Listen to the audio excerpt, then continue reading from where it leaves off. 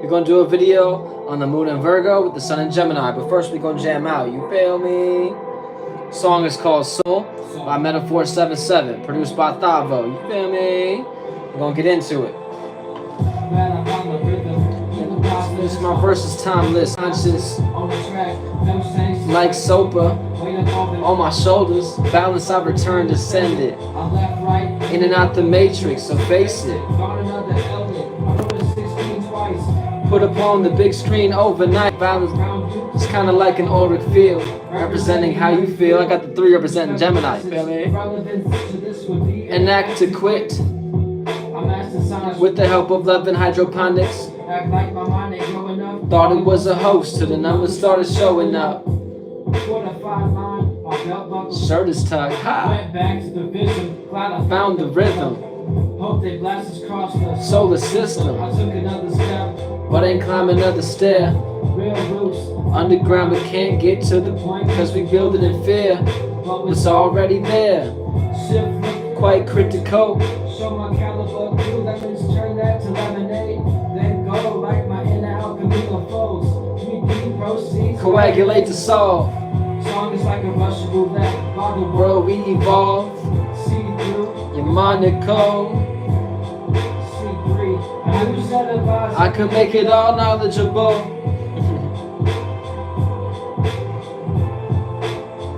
Act like my mind ain't growing up. I thought it was a hoax till the numbers started showing up.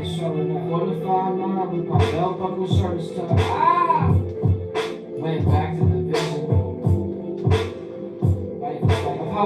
Life is like a prison. So flow allowed to your stereo system. Equilibrium, coexistence, simple sensors. My core feels terrific. Glad I found the vision. So control our solar system. So I'm talking long term. Algorithms, power pack, gave the power to the people. Choose yourself. You good or evil. The devil in himself, God. You choose you. Cause you can do anything that you want to. And that's what haunts you. That's right. Cold crushing verses in abundance, substantial. I'm incontestable.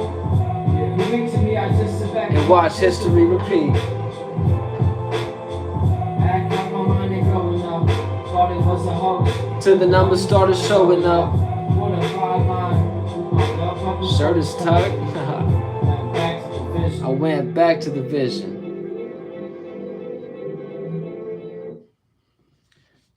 So that song is called Soul. It's by Metaphor 77. You feel me? And with all this being said, we got the moon in Virgo and the sun in Gemini. And with this being said, we're going to be learning how to communicate the details. So essentially, Gemini is communication and Virgo is the details. So essentially, we're feeling comfortable with the details, and the sun, we're taking action communicating that. So with that being said, at this point in time, keep in mind we got the moon conjunct Lilith, right, at this point in time. So Lilith is that darkest moment. So essentially, it's either you're embarrassed, right, in that darkest moment, or you find solace in that, like, oh, this is a circumstance situation that others could feel embarrassed. Well, actually, I feel comfortable because this is who I am. And like Lilith represents that dark moon before the moon, so to speak. You know what I'm saying? So essentially, with this breakdown, I mean to say, is all about, okay, you may feel dark or embarrassed about your circumstance situation, but at the end of the day, it's all about embracing that and feeling comfortable with that. So if you're on the higher octave, then with this being said, you're going to be feeling comfortable in that dark moment, or, you know what I'm saying, or be embarrassed, one of the two, you know what I'm saying, higher or lower octave. So with this being said as well, we got the moon squaring the sun in Gemini, Mercury in Gemini, and then we got Venus in Gemini and also Jupiter in Gemini. So keep in mind, we're going to be seeing the truth, or learning to communicate the truth about our Jupiter experience, Venus, our values, Mercury, our communication style, and the sun, our taking action and things of that nature.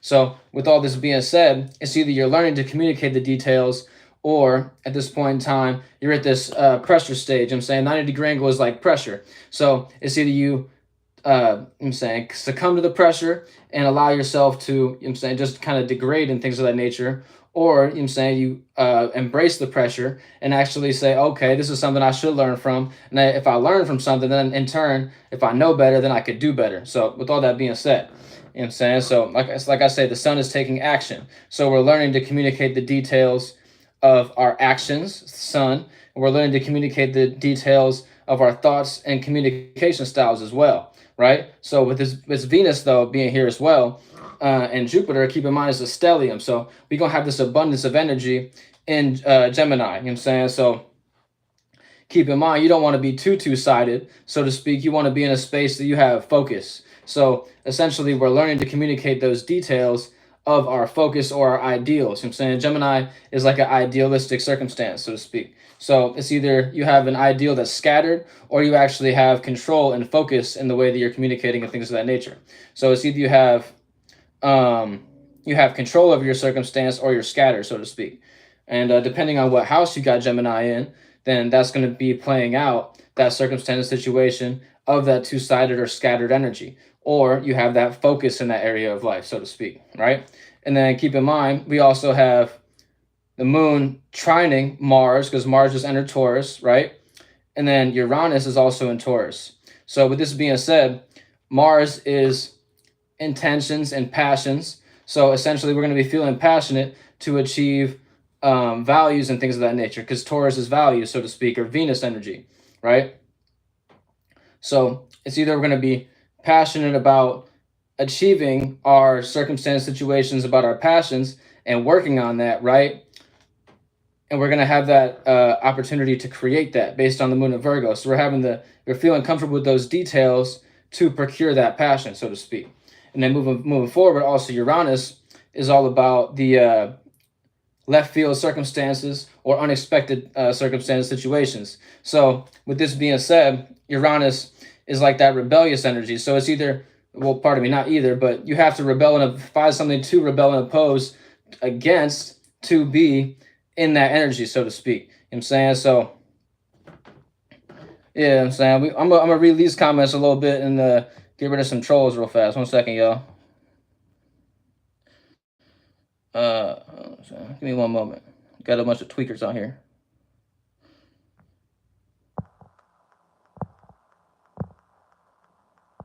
Some people just wasting their whole life, you know what I'm saying, being on YouTube, being trolls. Yeah, shouts out to Iverson, you know what I'm saying?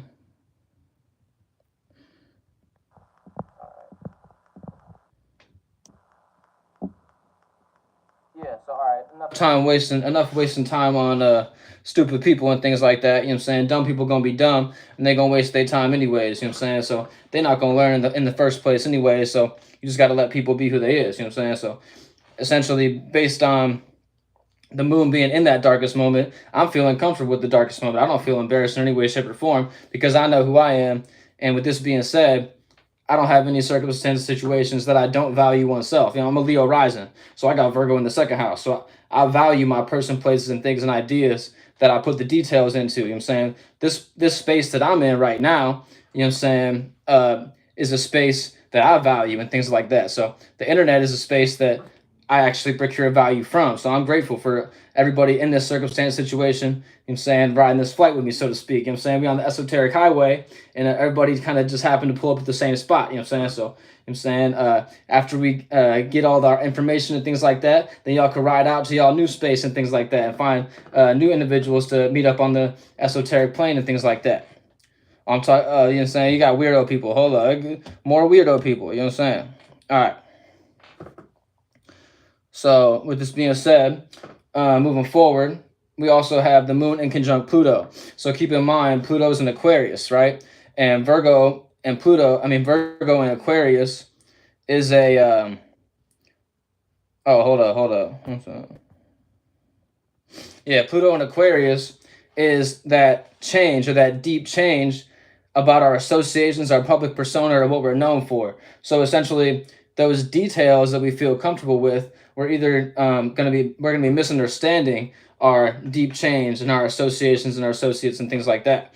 So keep in mind, it's a 150-degree angle, so that misunderstanding. So you may misunderstand how to have this deep change, or how to go about feeling comfortable with this extreme change of your associates and things like that. So keep in mind whatever house you got Aquarius in, you're then gonna misunderstand that based on wherever you got Virgo at. So like me, for example, I got Virgo in the second house, and then I got Pluto in the seventh house.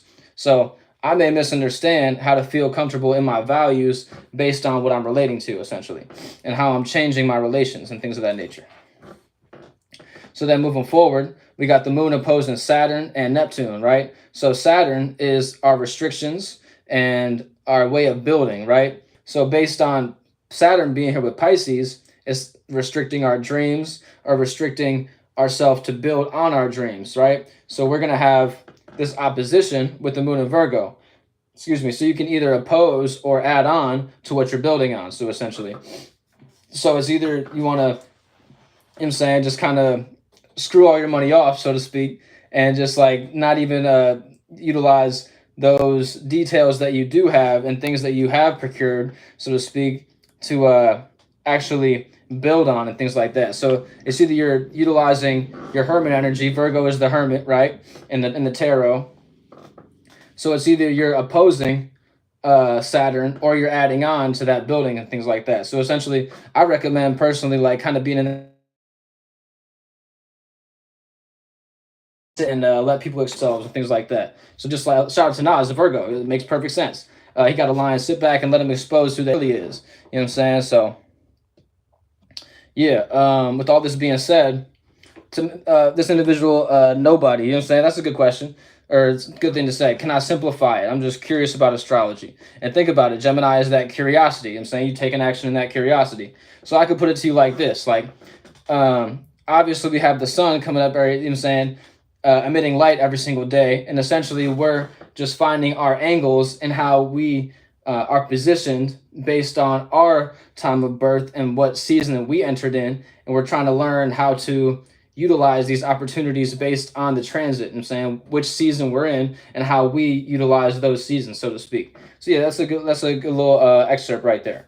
And then keep in mind, Neptune is also in Pisces. So Neptune is at home in Pisces. It's just that dream, illusion, and nightmare. So essentially, like I say, it's kind of based on that Saturn energy too. So it kind of goes hand in hand based on them both being in Pisces. It's like you can either add on to that illusion or you can be creative, essentially. And now you can feel comfortable about those details of being creative. You can either add on or oppose to that dream based on your creativity.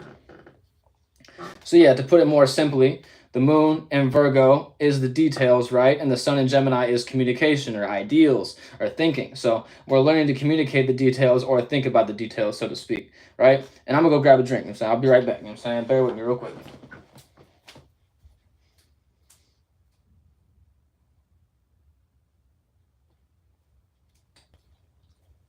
I had my drink all set up and everything. I just didn't bring it to my room that I was about to do the live stream in. You know what I'm saying? So with all this being said, we gonna break down the houses real quick. I'm saying play a little song in the meantime real fast. You know what I'm saying? Oh, what? Yeah, 1 second, y'all. I didn't actually lock my laptop back up. 1 second, y'all. Bear with me once again. Yeah. All right.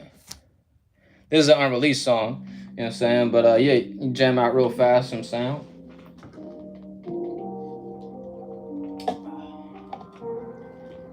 I might just play this in the background now that I think about it.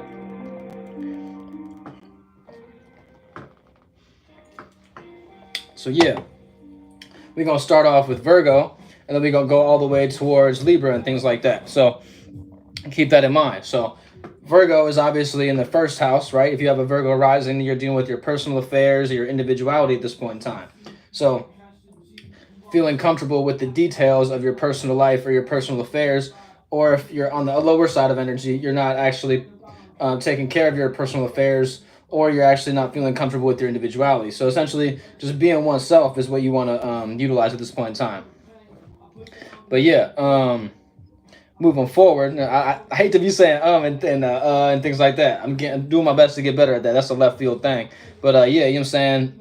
Just because we got this Virgo energy, I'm being critical about oneself. So whenever someone's doing their little live stream, you want to do your best. So all my fellow content creators and astrologers and things like that, you want to be able to have a clean go and things like that. You don't want to be tripping yourself up with things like or okay and things like that. So Find your transitional words that are beneficial. So moving forward, that's one of my transitional phrases is moving forward. So moving forward, Leo rising is having the second house in Virgo, like I was just describing earlier. What up, Kimberly Wolfson? You know what I'm saying? What up? What up? You know what I'm saying? We breaking down the moon in Virgo with the sun in Gemini, you know what I'm saying, at this point in time. And at this point, we into the houses. So if you wanted to learn about the transits that's going on with Virgo, then this is the point in time you want to be kind of rewinding, you know what I'm saying, and take it from the top, so to speak, you know what I'm saying? So yeah. And then Leo, like I say, is in this having Virgo in the second house. So the second house is about values. And keep in mind, your values can be for a person, place, thing, or idea, right? So if you're not valuing who you're around or the ideas that you're procuring, you're on the lower octave of energy at this point in time, being that Leo rising. So essentially, you want to have ideas that you value or details that you value, so to speak. And you want to kind of be critical about what you value at this point in time. There's another way to look at it. And then moving forward, the Cancer rising is having the third house in Virgo. So that third house in Virgo is a sextile, right? So seeing the opportunity. So Cancer is seeing the opportunity in their environment to be critical or be detailed, so to speak. So at this point in time, your immediate spaces and things like that. If you feel comfortable communicating in your immediate spaces, you want that higher octave of energy. If you feel comfortable being critical with others in your immediate space and they actually accept your energy and things like that, you're in that higher octave energy. So to be on that, if you're on that lower octave and you want to get to the higher octave, you essentially want to just communicate and things like that and find individuals to confide in and to communicate about your circumstances and situations with, right? An individual said I was maybe talking a little bit too fast, but that might have been a troll. So I'm going to keep that in mind, but I'm also going to hey, you know what I'm saying, keep it on in the back of my mind, so to speak. So to slow it down, for the Gemini rising, we got the fourth house being in Virgo. So the fourth house is all about your privacy, your home, and your heart, and your family, so to speak. So at this point in time, we're going to have that square between the Gemini and that Virgo energy, like I say. So you're learning to communicate what's private or close to your heart at this point in time. And that's that 90-degree angle. So it's either you're communicating about the details or you just want to kind of be on that one side energy, be in that Gemini rising and not be so critical and things like that. And that could actually be kind of non-beneficial, so to speak. So keep that in mind. I'm going to just play me a little instrumental.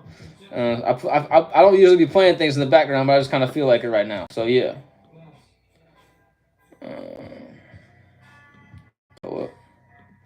Yeah, this is a new little beat that I got a song to and things like that. But I put the little snippet out, so I'm gonna go ahead and let that rock. Yeah. All right. Almost played two songs at once.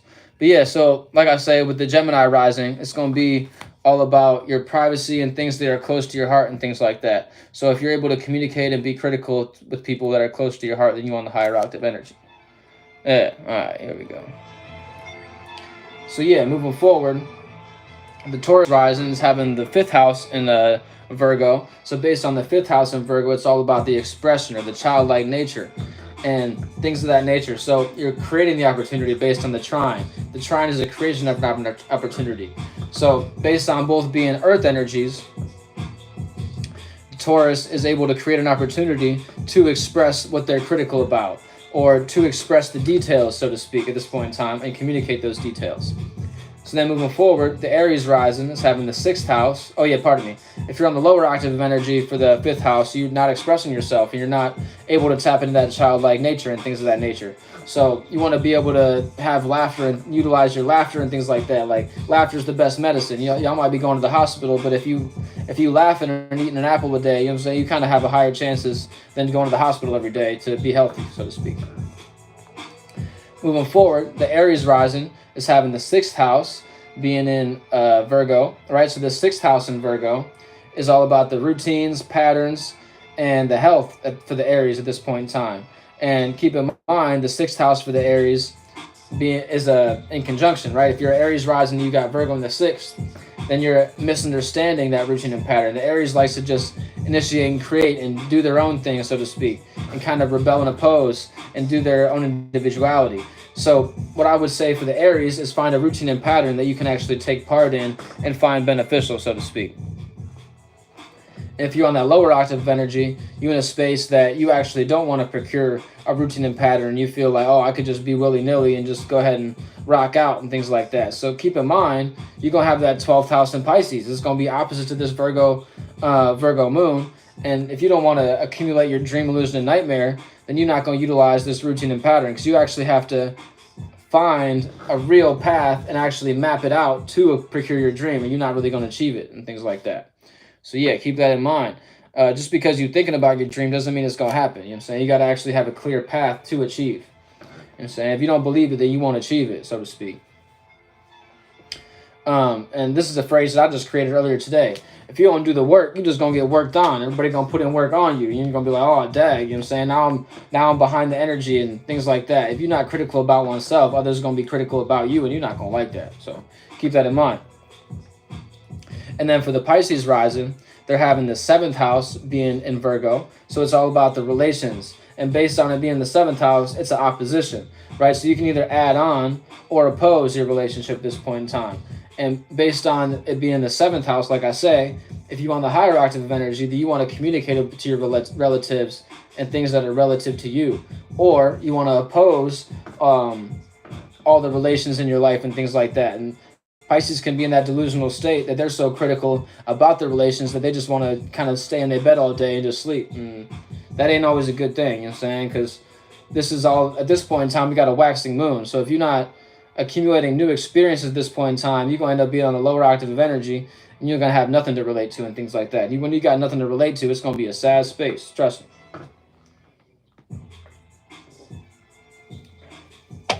So yeah, moving forward, the Aquarius rising is having the 8th house being in Virgo.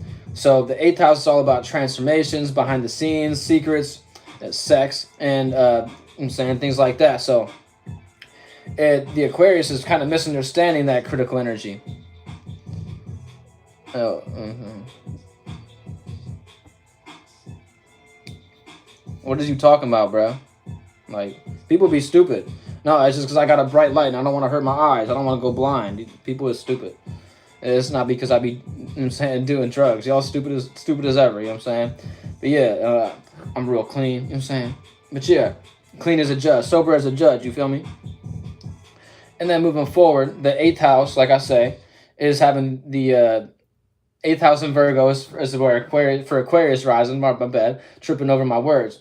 But yeah, the 8th house is all about transformation, like I say, and rebirth, so to speak, and other things that I mentioned, you know, and things like that. So keep in mind, you're going to be critical about what you're transforming, and you're going to have the details being procured based on that transformation and things like that. So either you feel comfortable transforming things, or you feel comfortable with your secrets and things like that, and the critical circumstances in your behind the scenes circumstances.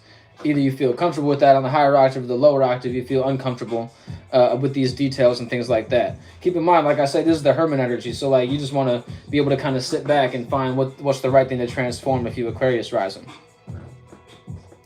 And then moving forward, the Capricorn rising is having the 9th house being in Virgo, which is a trine. So the 9th house for Virgo, 9th house for Capricorn is Virgo. Dang, I'm slipping on my words. And like I say, it's a trine. So you're going to be having this circumstance situation where you're critical about your morality, your knowledge, your wisdom, and your experience. And based on that, you know what I'm saying, you're going to be creating this opportunity to communicate about this morality that you have, or this experience that you've been going through and things like that. So you've been creating that opportunity based on the trine, right? So the trine is a 120-degree angle, and it creates that trine angle, you feel me? So yeah, keep that in mind, that you're finding this creative space to be critical about, like I say, your travel, your experience, your knowledge and wisdom. So you just want to be more choosy with your words at this point in time, is what I would what advice I would give to the Capricorn. If you're on the higher octave, you feel comfortable with your morality and the critical circumstances in your morality, or on the lower octave, you feel like oh dag, what I got going on in my morality and my experience and things like that is actually non-beneficial, and I'm actually not valuing these things and things like that, and the details that I'm utilizing are actually non-beneficial, so to speak. So I would say to get on the higher octave energy, you want to utilize a different morality and create a different opportunity in your moral systems and things like that, or in your ways of being wise. Like, it might not be wise to actually be so critical about oneself that you actually kind of like playing on your brain too much, like thinking about something too much as actually non-beneficial, so to speak. So like you just want to kind of create that opportunity to experience, so to speak. Then moving forward, the Sagittarius rising is having the 10th house being a Virgo. And based on the 10th house being a Virgo, it's all about the status, the career, and the blueprint, right? And what you're known for. And it's, keep in mind, the Sagittarius is a square to the Virgo. So the Sagittarius is going to learn how to be more about their business or be more critical about their status and their career and what they're known for. And on the higher octave, you feel comfortable being more critical about your status and taking this seriously and things like that as a Sagittarius. If you're on the lower octave, you kind of not really caring and things like that, and you just kind of leaving it to the wayside and not really being too concerned about your status and what you're known for and things like that. So keep in mind, there's always going to be something playing out based on your area of life, no matter what moon sign is going on. So just if you're aware of the moon, then you can be aware of how things are being manifested, so to speak. So yeah, keep in mind where the moon's at, and you're gonna be able to track what area of life you're utilizing at that point in time. So like I say, if you on the lower octave of energy, you just want to be more concerned about your status and what you're known for in your career and your like I keep in mind that the Capricorn was birthed the 10th house. Capricorn is ruled by Saturn. So essentially you want to be more about building at this point in time, Sagittarius. And then Scorpio rising is having the 11th house being in Virgo. So it's a sextile. They're seeing the opportunity to be critical in their associations and things like that. Scorpio love this kind of energy because they're able to see the opportunity in their associations. Like, is this actually someone that I can be critical with and I can help them transform? I'm saying things like that. So they're a personally transformative individual being the Scorpio rising, right? Based on their associations, this Virgo is having them be critical about those associations. It's like, oh, I see the opportunity of what to be critical about or what public spaces I want to take part in, so to speak. So the Scorpio is going to feel comfortable being critical with their associates on the higher octave or their public spaces, or they're going to feel uncomfortable being so criticized and being critical about who they're around in their association and their public spaces and things like that. So essentially the Scorpio just has to be more comfortable with essentially calling people out, you know what I'm saying, being critical and things of that nature, and their associates and things like that. Yeah, there's mosquitoes. Mosquitoes is out. You know what I'm saying? I got one of them in my house. I'm trying to get his butt. You know, bam, get him. That's why I'm like, boom, boom. There's one in here. I got him. I got the other ones earlier. Dag, there's one more in here. I'm gonna get him. I'm gonna get him though. But yeah, that's left field. And keep in mind that last but not least, we got the Libra. I think I got him that time. Oh, I ain't get him. I'm gonna get him though. I'm gonna get him. Keep in mind that the Libra has the 12th house in Virgo. So this is the dreams, illusions, nightmares, or the endings. So essentially you feel critical about what you're dreaming about and things like that. Or you feel critical about your illusions and things of that nature. Or you're having an ending in being so critical about your dreams, so to speak. So like you kind of want to be worrying about like, oh, am I in an illusionary space or am I in a creative space at this point in time, being that Libra? Is like, or is this actually like an ending? Is this an unconscious ending that I'm not aware of at this point in time? And other people are being so critical about me that I'm actually in a delusional space. So keep in mind, this is a point in time that you could be a little bit delusional, so to speak, being that Libra rising. And I'm saying if you're not actually accumulating a dream or being creative towards the dream at this point in time, you're not being critical about your dream, it could actually be non-beneficial because whenever the moon go into Libra, you're going to not have anything to relate to. And I'm saying you're not going to have things to talk about amongst others in your personal life. I'm saying because Libra likes to create balance. So they're going to have that personal balance whenever the moon enter Libra. And they're either going to feel comfortable with those personal affairs that they're dreaming about, so to speak. Like those dreams and illusions that you were dreaming about and feeling comfortable with based on the moon in Virgo, you're then going to want to communicate about that and things like that whenever the moon enters Libra in your first house and you have those personal affairs. And Kimberly Watson, Kimberly, I said Watson again, you know what I'm saying? But yeah, Kimberly Wolfson says she's a Scorpio rising, right? So keep in mind at this point in time, you're going to have, based on what degree you got Virgo in, you're going to most likely have the 11th house being in Virgo, being a Scorpio rising. So essentially, it's all about your associates. You at this point in time, you want to be a little bit more critical about what you're known for, who you're around, or those public spaces that you're in, and things like that. So keep that in mind. But yeah, essentially, to put it all in a nutshell, at this point in time, we want to be critical about the details that we're communicating about, and kind of think twice before you speak, so to speak. And that's essentially the energy that we're going through.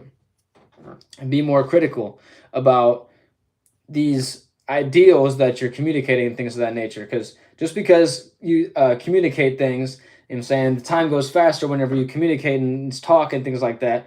It might actually be a non-beneficial circumstance whenever we have the full moon going into. I'm saying whenever we have this full moon, I get him.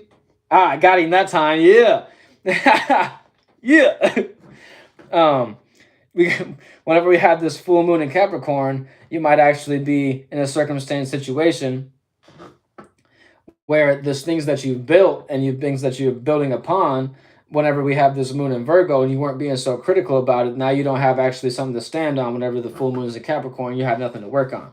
So if you're critical about oneself at this point in time, you could say, okay, what am I actually in the details of, and is it actually benefiting me at this point in time? Those are the kind of questions you want to ask oneself and things like that. So much love and holla back. You know what I'm saying? You can hit me in the email if you were looking for a reading or had any questions about this live or anything like that, or you know what I'm saying, had any kind of circumstance situations that you wanted to kind of talk through, so to speak. I'm open to that as well. And like I say, the email is in the description. It's CONSCIOUS1347 @gmail.com. Like I say, if you want to email me for a reading, I'll go ahead and get right back to you and send you my menu, and we could get right to it and things like that. So yeah, much love and holla back, and peace and love if you believe in all that. You feel me?